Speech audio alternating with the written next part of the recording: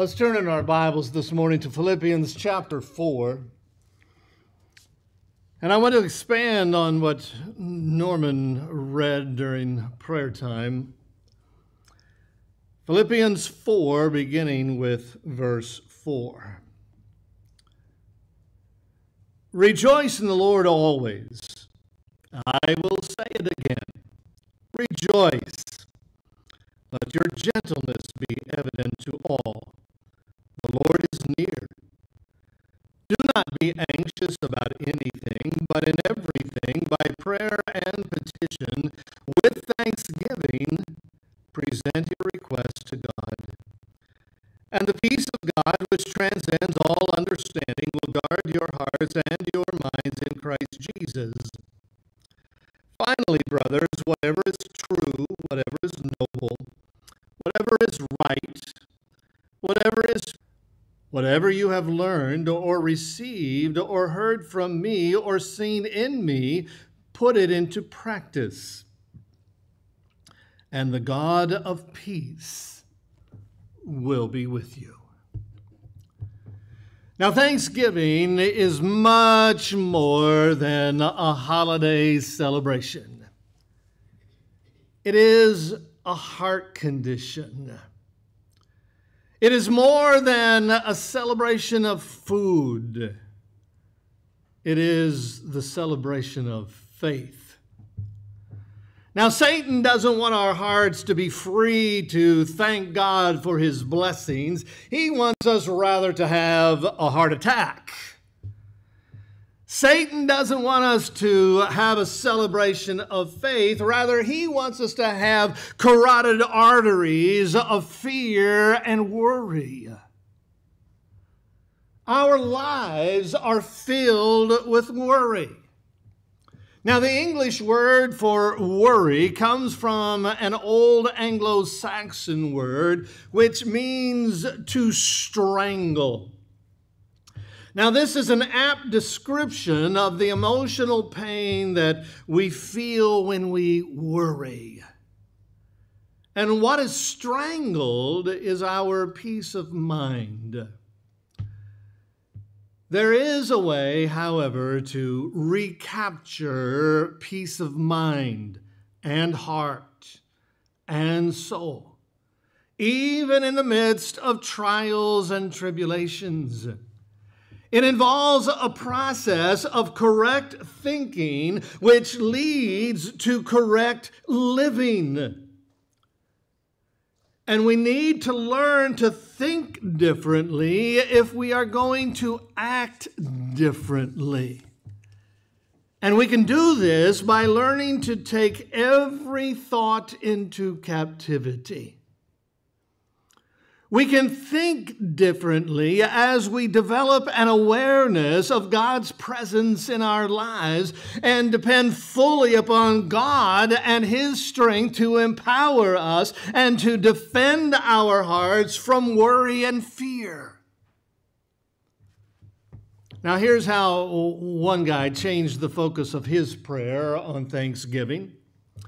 He prayed, "This Thanksgiving, I'm thankful that there aren't twice as many congressmen and half as many doctors. That grass doesn't grow through the snow for you northerners, necessitating mowing grass in the winter as well as shoveling snow. That there are only 24 hours available each day for TV programming, and that civil servants aren't less civil, and that teenagers will ultimately grow up and have children who become teenagers." But you know, this Thanksgiving, I am thankful that I'm not the turkey. And that houses still cost more than cars, and that space available for messages on T-shirts and car bumpers is limited, and that liberated women whose husbands take them for granted don't all scream at the same time, and that hugs and kisses don't add weight and don't cause cancer. That computers and radios and TV sets and washers and mixers and lights can all be turned off. That no one can turn off the moon and the stars. As believers, Thanksgiving should not be reserved for just one day out of the year. And for that matter, we also shouldn't withhold our Thanksgiving for Sundays only. But we should live a lifestyle of thanksgiving. Now, the Apostle Paul said to rejoice in the Lord always. I will say it again, rejoice. Now, this is not Paul's suggestion for the day, but he wants us to live a life that is filled with joy. A life so full of the joy of the Lord that it just splashes out and it touches everyone and everything around us. Now, often, Paul's words are misunderstood in the same way that people have misunderstood James. And how are we supposed to consider it pure joy, my brothers, when we face trials of many kinds? You know, is it possible for anyone to count it pure joy in trials or to rejoice always? Now, surely this is an impossible request in light of all of the bad things in life. However, it is not pure joy for the trials, but for the fruit that comes from them as we submit to the work that God is doing in our lives. And likewise, it is not rejoicing in everything, but rejoice in the Lord always. We don't rejoice in the positive things or even rejoice in spite of the negative things. It is that we rejoice in the Lord always. And since the Lord is the constant in a changing universe, then our rejoicing can also be constant because God never changes.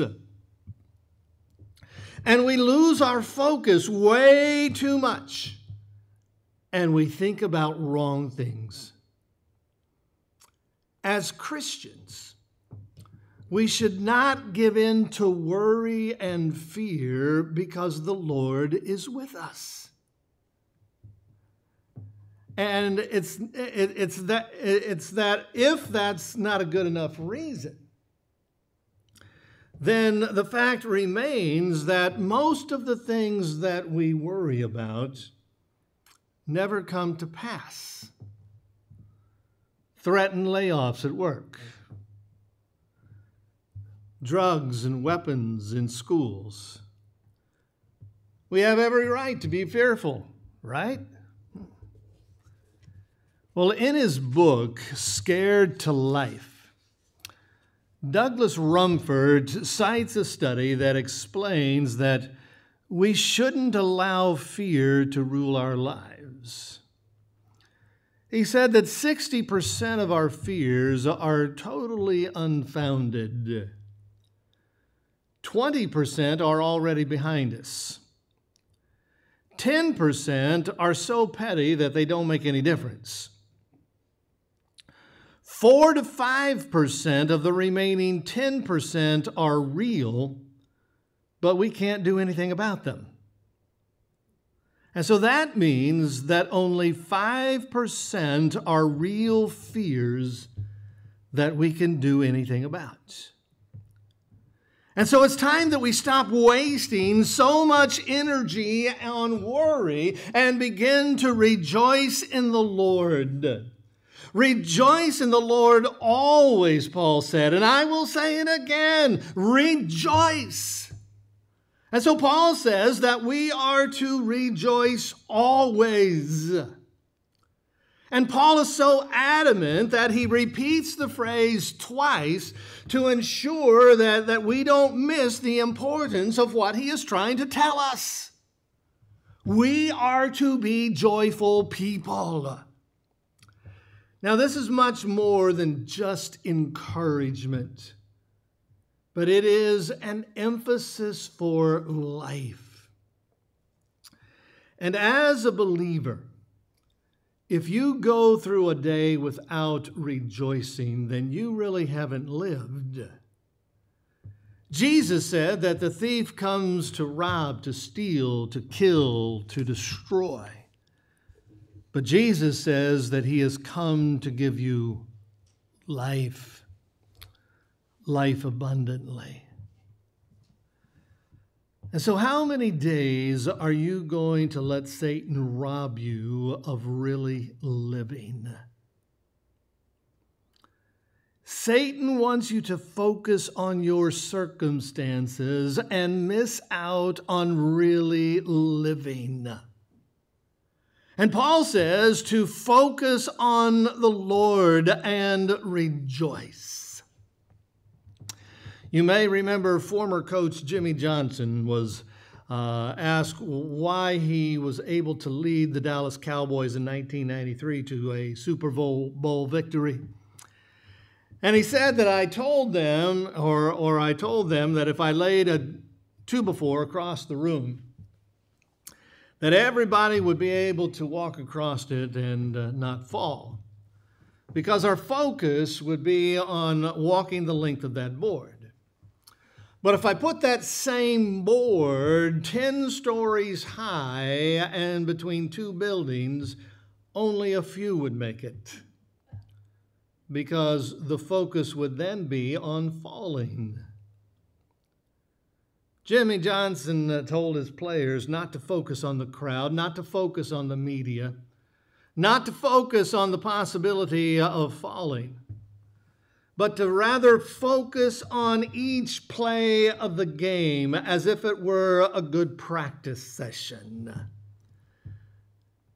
And the Cowboys won that Super Bowl 52-7. Now, winning the game still required making blocks and executing plays.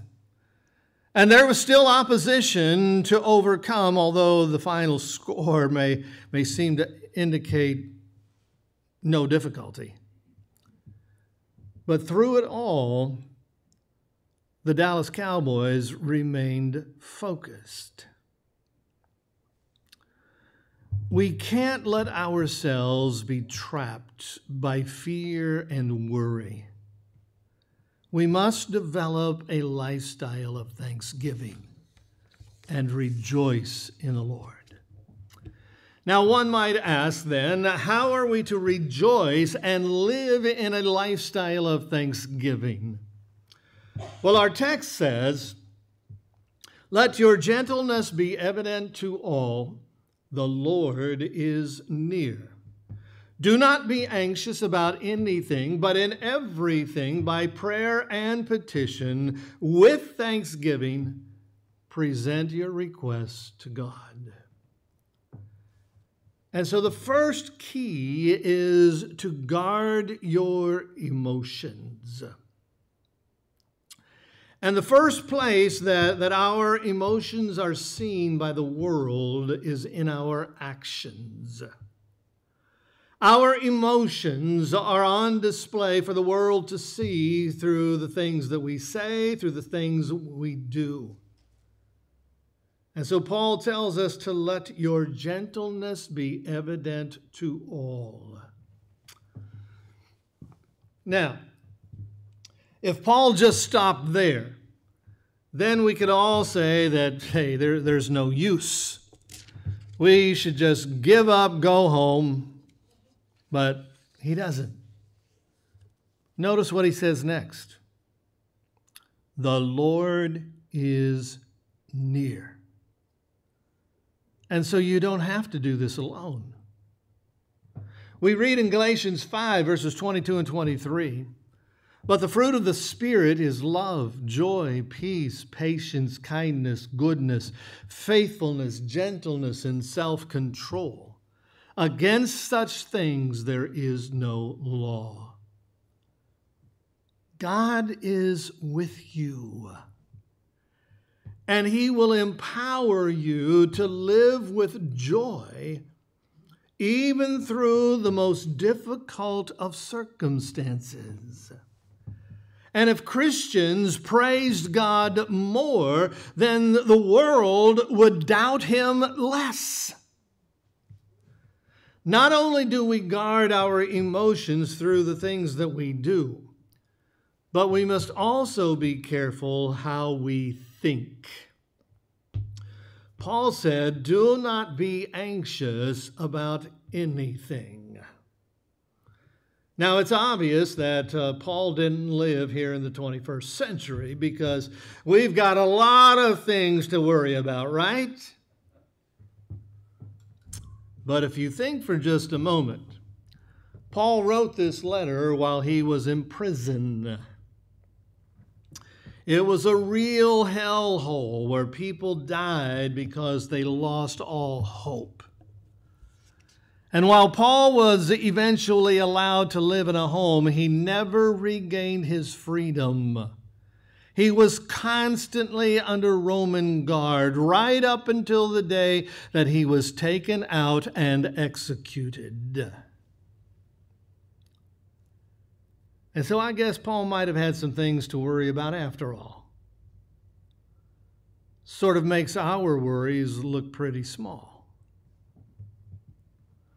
And so how are we to guard our emotions and keep free from worry? Well, Paul says, in everything by prayer and petition with thanksgiving, present your requests to God. Give your worries to God. And notice that our prayer is to include thanksgiving.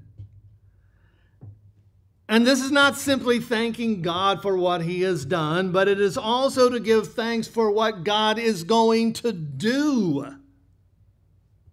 And so by faith, we see how God is going to work through the circumstances in order to accomplish His purpose. We will see God's preferred future and give Him thanks. And so Paul shows us that the key to living with a lifestyle of thanksgiving is to renew your mind. Verse 8 says, finally, brothers, whatever is true, whatever is noble, whatever is right, whatever is pure, whatever is lovely, whatever is admirable, if anything is excellent or praiseworthy, think about such things. And so you have a choice about what you are going to allow to consume your thoughts. And Paul shows us the right things to think about. Are the things in your mind true? Are your thoughts noble and right? Is what you're thinking pure and lovely? Do your thoughts lead to praise? If these are not the kind of things that you're thinking, then you're thinking the wrong things. Renew your mind. In France, under the reign of Napoleon, there's a story about a political prisoner by the name of Charnay. And Charnay was thrown into prison simply because he had accidentally, by a remark, offended the Emperor Napoleon. Cast into a dungeon cell, presumably left to die, As the days and weeks and months passed by, Charnay was embittered at his fate. Slowly but surely, he began to lose his faith in God. And one day, in a moment of rebellious anger, he scratched on the wall of his cell, "All things come by chance," which reflected the injustice that had come his way by chance. He sat in the darkness of that cell, growing more and more bitter with every passing day. But there was one spot in the cell where a single ray of sunlight came every day and remained for just a little while. And one morning, to his absolute amazement, he noticed that in that hard earthen floor, there was a tiny green blade that was breaking through. It was something living, struggling up toward that shaft of light. It was his only living companion, and his heart went out in joy toward it. He nurtured that little blade of green with the tiny ration of water he would get each day. He cultivated it, encouraged its growth. That little green blade became his friend. It became his teacher, in a sense. And finally, it burst through until one day there bloomed on that little plant a beautiful purple and white flower. And once again, Charnay found himself thinking thoughts about God. And he scratched off the thing that he had scribbled on the wall of the dungeon, and in its place he wrote, "He who made all things is God." Well, somehow, through the guards and their wives and the gossip of the community, this little story had reached the ears of Josephine, Napoleon's wife. And she was so moved by it and so convinced that a man who loved a flower that way could not possibly be a dangerous criminal that she persuaded Napoleon to release him. And so Charnay was set free. And you can be sure that he dug out that precious little prison flower and took it with him and cultivated that plant in the years to come. He also pondered in his heart a verse that he put on the flower pot containing that little plant. And what would that verse be? If God so clothes the grass of the field, which today is, and tomorrow is cast into the oven, will he not much more clothe you, O ye of little faith? God is in control. And the Bible tells us that he will cause all things to work together for the good of those who love him and who are called according to his purpose. God has not overlooked you, and so we must trust him. Renew our minds and think on right things. And in so doing, you will find that you can rejoice in the Lord. You can rejoice, for God is at work in and through the circumstances of your life. And so we must rejoice in the Lord always. Guard your emotions as you respond to life with gentleness. Rejoice in the Lord as you refuse to give a place in your heart for fear and worry, but instead pray about everything. Rejoice in the Lord as you renew your mind and think right thoughts. For when you learn to rejoice in the Lord, thanksgiving will overflow with the peace of God. And when we always rejoice in the Lord, the peace of God, which transcends understanding, will guard your hearts and your minds in Christ Jesus. Do you have the peace of God in your heart? You can. Are you at your wit's end? You don't have to be. Because God promises to guard your heart and mind. But in order to have this peace, you have to be a child of God. And how can you become a child of God?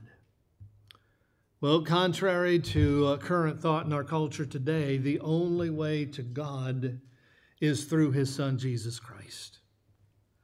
As we come to our time of invitation today, I want to encourage you to receive the peace that surpasses all understanding by giving your heart and your soul to Jesus Christ.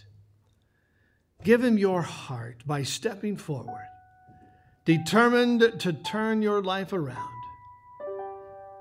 confessing Christ to be your Lord, and obeying his command to be baptized. Will you make this commitment now as we stand and sing?